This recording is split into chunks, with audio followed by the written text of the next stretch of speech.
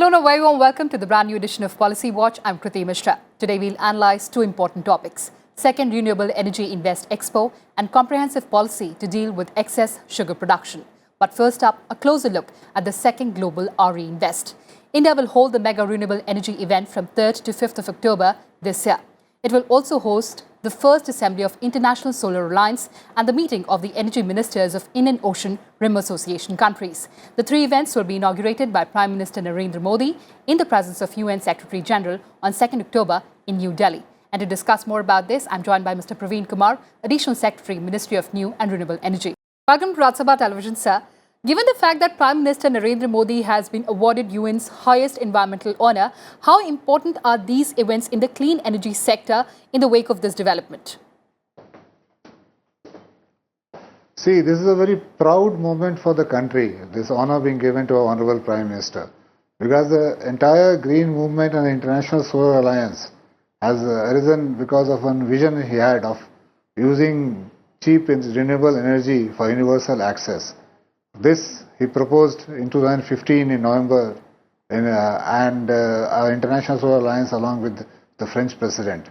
Now it has come to fruition and we are going to have the first assembly of the International Solar Alliance from 2nd to 5th of October in India. And this is the first intergovernmental body headquartered in India. I mean, first time such a body has been created which is headquartered in India. So that's a proud moment for us. And I'm sure this ISA being in India will help the green movement in India and the entire world.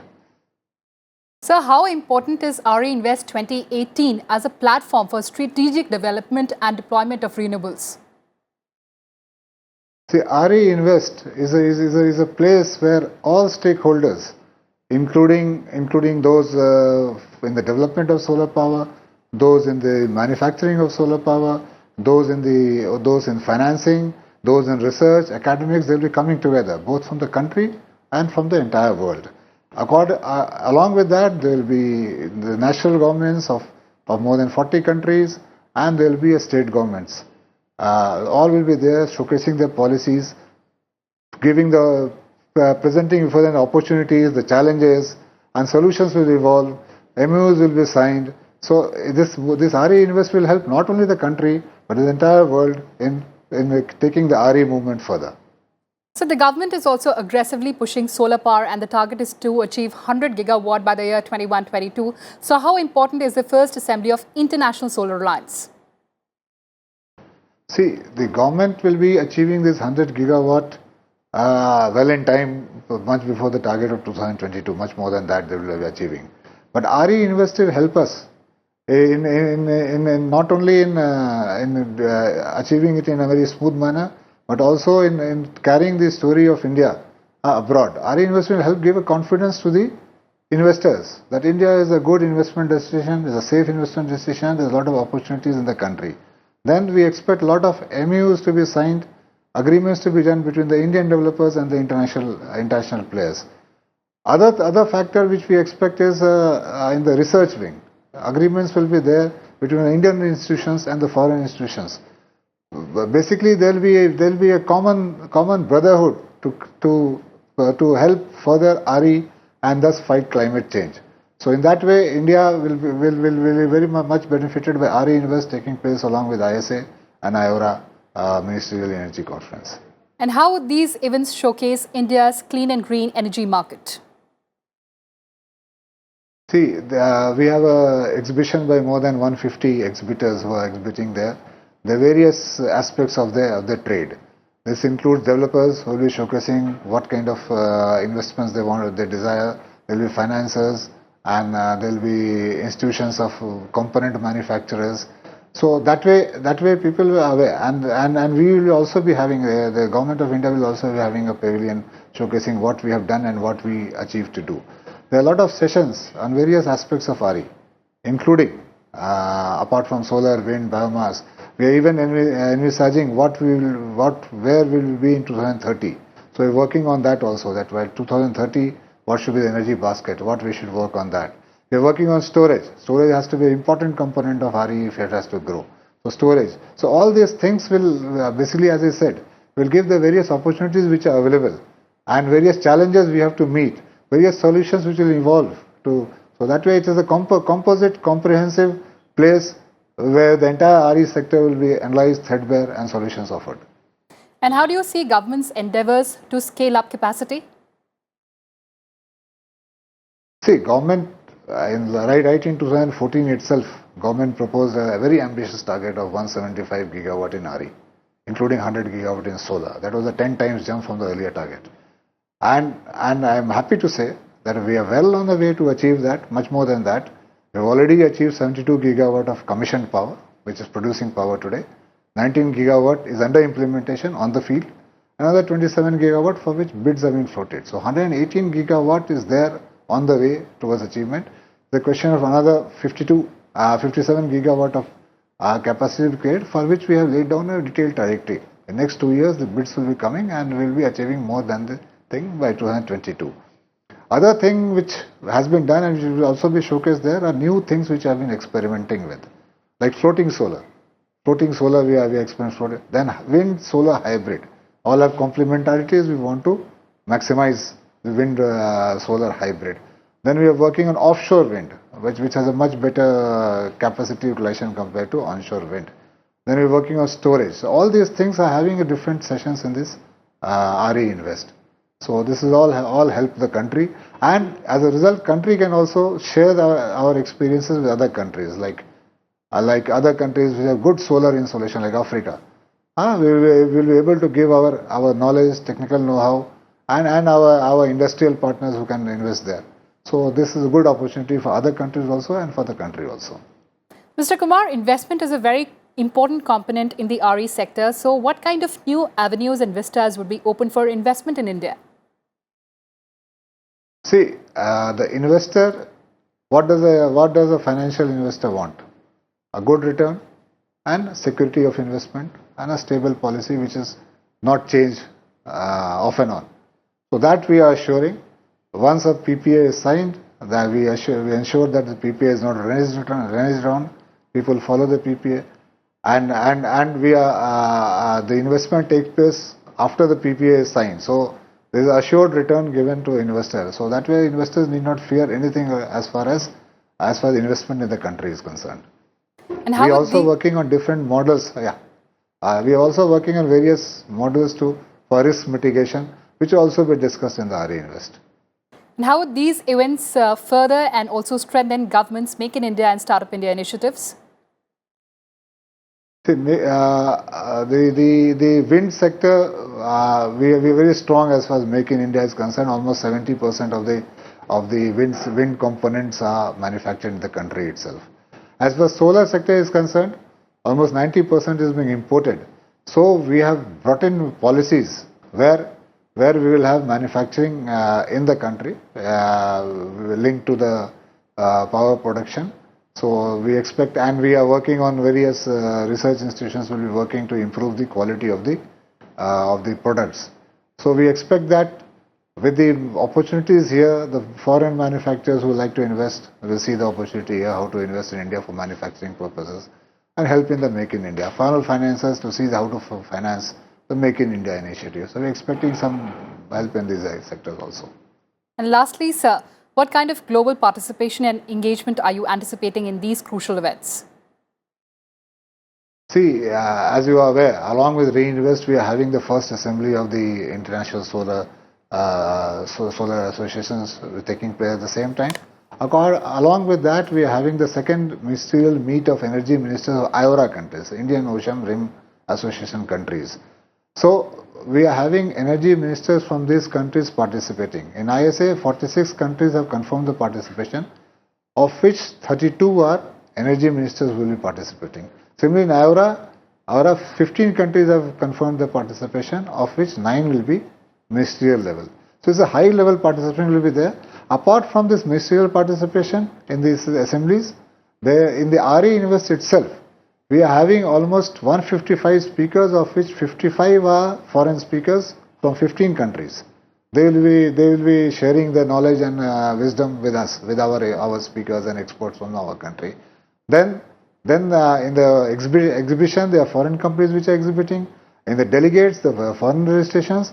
So it is an eclectic mix of all in the entire country. So it's a replica of the International Solar Alliance. The way The countries have cooperating together to bring in International Solar Alliance.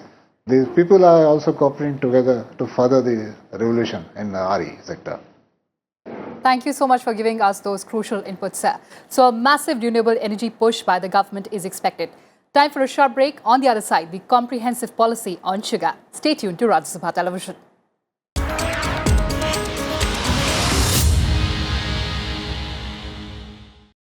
Welcome back. You're watching Policy Watch. The Union Cabinet has approved a comprehensive policy to deal with excess sugar production in the country. Due to carryover stocks, the liquidity problem of the sugar mills is likely to persist. In order to mitigate that problem, the Cabinet has approved a package of over 5,500 crore rupees to support the sugar sector by way of offsetting cost of cane. And to discuss more about this, I'm joined by Mr. Alok Sinha, former Chairman, Food Corporation of India, and also by Mr. Tajamul Haque, former Chairman, Commission for Agriculture, Cost and Prices. Welcome, gentlemen, to Rajya Sabha Television. Let me begin by asking you, sir. The government has unveiled a lot of measures for cane farmers. Now, what are the highlights and objectives of this comprehensive policy? In fact, this is a very important additional factor which will help improve the sugar economy as such. This is the first thing that I wanted to say, because earlier cabinet decision was another thing like encouraging ethanol production and proper ethanol pricing, so that the sugar mills can recover from there, and also the sugar cane growers can be paid their due payments. The main problem today in the sugar sector is that sugar cane growers, they are not able to get their payment not only in time. There is a huge kind of arrears for some time, for 2 years, 3 years, there will be no payment to them. And in order to meet this kind of challenge, I think the sugar mills need some kind of assistance. Everybody thought that way, and this is how, both in terms of encouraging ethanol production, and then again this transport subsidy being given to them for aggressive export promotion. Like, unless you export sugar, the kind of huge stocks that are piling with the sugar mills, plus in the coming season we're expecting bumper sugar production again, sugar cane production again. True. Again, if they have to crush sugar cane, then there will be a real soup. So right now, I think government has thought that at least these two very important steps recently, I think, have taken, and it will help both in terms of diverting cane production to ethanol production, and secondly, this particular thing to encourage the sugar mills to aggressively promote exports, because unless they target the export market internally, they will not be able to take out their stocks. And then if they don't able to market it out this way, both internally and externally, I mean this export market, they will not be able to pay the arrears to the farmers. So then again, the arrears will pile up, and the farmers' agitations and all kinds of things will continue. So I think government, in its best judgment, and I think it is a right step, that they decided to promote export of sugar, and further they wanted to give some kind of encouragement and incentive to the sugar mills. Mr. Sinha, the fact that assistance would also be credited directly into the accounts of the farmers, how important is this move to bring down the arrears to farmers? Well, if the payment chain works well, definitely. The whole thing is arisen because of a happy thing called problems of plenty. Indian agricultural produce and productivity is on the increase. So happily, India is now sitting on excess sugar stocks, unlike say 10 years back when there was a sugar shortage and we had to import it. However, the sugar prices internationally are not going up. So therefore, in order to cope with the excess sugar stocks, it has to be exported. So it is a very good step, a very timely step to ensure that the excess stocks with the mills are exported outside, money comes back, and with that the farmers are paid their arrears. However, we live in a democracy, a very vibrant democracy. We have elections every 2 years, 3 years, depending on which state, which Lok Sabha. It has to be politically acceptable. So if much would be made of the fact that 5,000 crore rupees will be given to the millers to cope with this problem, which would hopefully also obviate the problems of the farmers' cane arrears. I think the second step should be, like in the milk sector, most of the milk marketing is done by a clutch of cooperative federations. in which whatever profit they make is plowed back into the federation.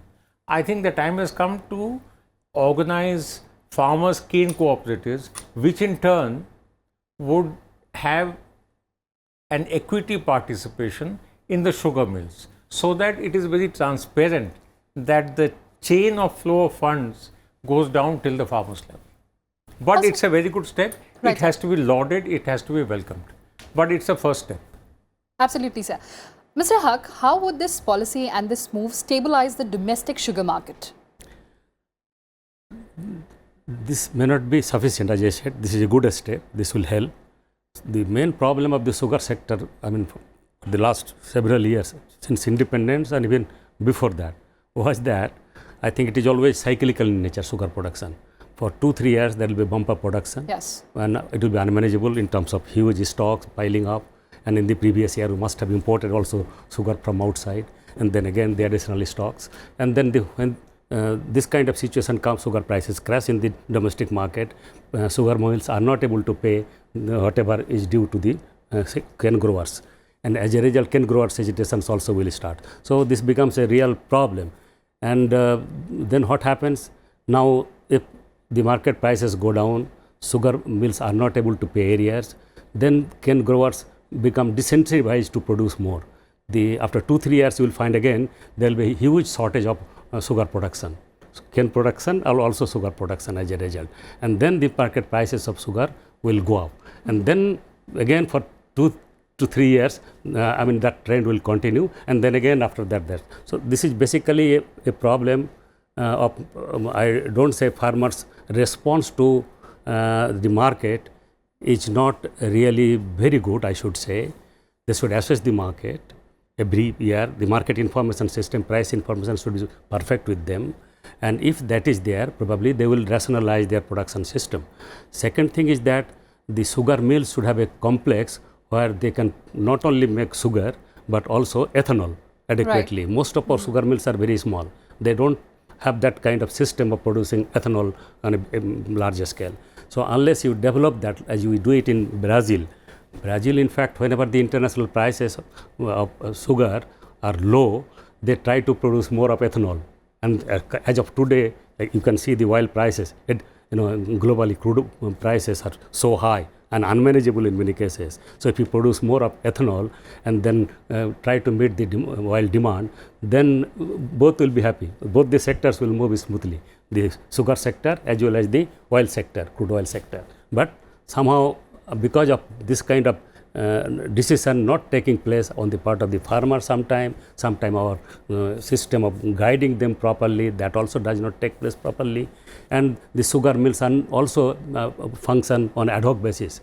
Now, if after a year or so things improve, they forget what happened 2 years back. So they don't plan things properly, don't have that kind of perspective plan, how to move using both cane for sugar and also using cane directly for ethanol or biodiesel kind of thing. So I think unless we have that, things will not be very stable or smooth. But still, this will help immediately to address the problem of farmers' huge areas, partly because the sugar mills will be in a position to probably pay back the money which is due to the cane growers. So but the government has also unveiled a policy for ethanol production. Yes, will that exactly. help the farmers? That's what I'm saying. So recently, these two things I think are very positive kind of indications that government is sincerely thinking to address the issues. But then sugar mills also have to think rationally and develop a perspective plan for their production system. And also the sugarcane growers should respond to the market with well-informed kind of decisions should take place on the part of the farmers also. Mr. Sinha, Mr. Haque is mentioning about sugar mills. Yeah. Now this policy, how will this improve the liquidity position of sugar mills so that they can make payments to the cane growers? Well, in the corporate sector, for the company, what is most important is that the money flow should not stop. So it seems what has happened is that because of increased output of sugar cane, which has led to increased manufacture of sugar, they are sitting on stocks of sugar which are not selling. So their flow of money has been badly affected. So with this subsidy, which would be spent in through a transport expenditure, it is hoped that the sugar stocks will be cleared and it will be exported, money then paid for the sugar, and the ways and means position, the liquidity of the sugar mills will improve.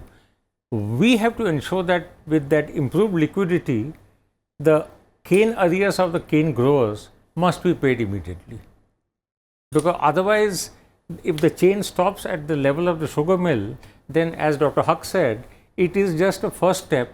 It could then turn out to be a jerky step, because then the cane grower might feel discouraged from further cane cultivation and would divert to some other crop. So therefore, a holistic outlook is needed.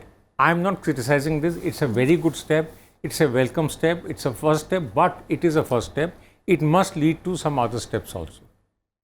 Mr. Haque, how will this policy facilitate export of sugar from the country?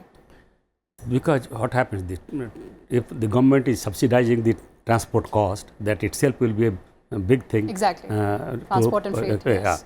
So the total cost of export will come down, as a result of which they will be able to do it. But at the same time, at times when this kind of huge stock is there, import duty also has to be rationalized. It has been done already. Yes. But I think it should be maybe, I mean, depending on how it works out, these two policies that we have announced already. So if it works out well, then there is no need. But otherwise, again, maybe we need to say that in the next, at least, season there is no import at all. There should be maybe a quantitative restriction. It is not just imposing tariff, but a total restriction, because things are really bad. And during the time when sugarcane growers are agitated for not getting payment for their kind of cane that they have sold to the sugar mills, I think this will be unmanageable both socially and politically. So I think it is government anyway is monitoring things properly, I should say, and doing their best, and hopefully things will improve. Right. Lastly, sir, cane is a very important cash crop and an effective tool for doubling farmers' income by the year 2022. Yes. How important is this policy for meeting that larger goal? Okay, I'm glad you asked that question. I think this government has to be praised time and again for accepting the Swaminathan Commission report's recommendation that MSP should be on the basis of input costs plus 50%. But that will work, as has been said before, if marketing is organized. Suppose I am a dal farmer and you promise me a good MSP and I go and grow dal and then you don't buy it from me. Then I will be in the trap of the mandis and those who sometimes manipulate the mandi prices. So therefore, even here it is very good.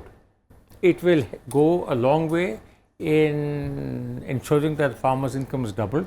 But the sugar cane must be bought up immediately, must be converted into sugar immediately, and the farmer's price must be paid back to him immediately. If there's a delay in that, then it is not a good thing at all. Right, absolutely. Thank you so much for sharing your thoughts on this very important topic. So clearly a very important policy to support the farmers in the sugar sector. That's all we have for you in this edition of Policy Watch. Thanks for watching and stay tuned to Rajya Sabha Television.